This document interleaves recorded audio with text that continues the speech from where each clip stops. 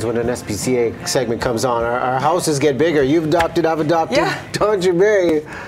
The Q factor's going up here. I can't. For real. Really, for real. Oh, look. Oh, my gosh. I've become the hottest thing in cat toys. They've been climbing up my legs and everything. I love you. I love these ones. I wish I could take them all. We're here at the SPCA. Kim, obviously we're talking about Halloween safety for animals. But first of all, come on. I know. Tell us about these guys. Kittens, they came apparently on our transfer, Drive for Lives, from the island. They came over here. They're apparently 6 weeks old, so they're going to go into a foster for another week or two. They'll be ready for adoption. So they'll be like 2 weeks, they're ready to go home. And they love our camera guys, Steve. Aren't they adorable? They're just so cute. Halloween's around the corner. Yes. Chocolate, we already know, is a big no-no for animals, all animals. Yes, yes. And there's so many other things to be thinking that I don't think we think about is if we have cats or dogs with kids or just anybody coming to the door and knocking at the door, and with the costumes can be scary for the dogs or the cats, and that door opening and closing, out they go. And then they can get lost. So we want to really be aware of that. Maybe put them in another room so that they can't get access to the door. Other thing is making sure you have all kinds of ID on them, right? When that night, in case they do get out. So making sure that their collar, their tags are on, their tattoos are up to date, their microchips are up to date, just in case they get out the door and they end up, coming into one of our shelters, or somebody finds them and we're able to find their homes. Now, if anyone is looking at adopting maybe a couple of kittens, let's just say, what do they need to know about having multiple?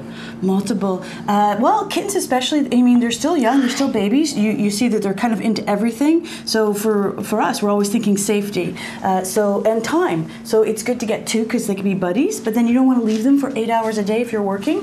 Long hours. Again, they need that interaction and playtime and all that good stuff. So you want to think of that, and then just planning for when you go away, if you travel, vet care, the cost of vet care. So many things to consider, Russ. For more details on all the things that you should consider, and of course, if you are considering adding one of these little guys to your home, they need a forever home, don't they? Come on, really? Contact the SPCA. Look at these guys.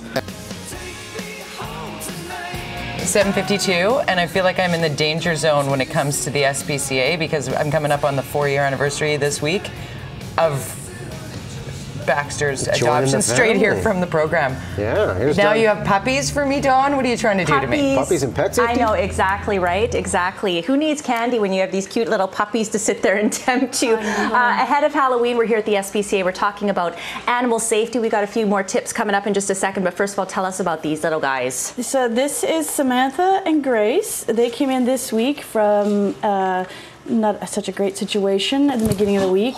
They are both, I think this one here, she has a home. We're just getting her spayed, but this one here, she's looking for a home. Oh, they're looking for homes.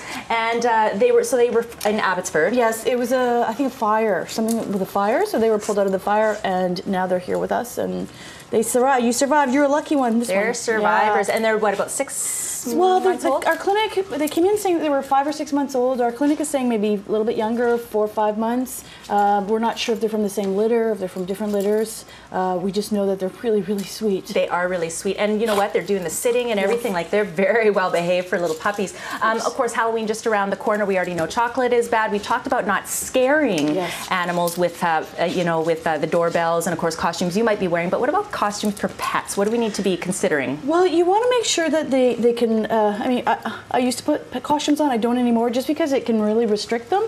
Other dogs can't read their body language, and we know they communicate through body language. So if you're restricting their movement, or say you put a costume on and they go to the dog park, the other dogs can't read them. It's just,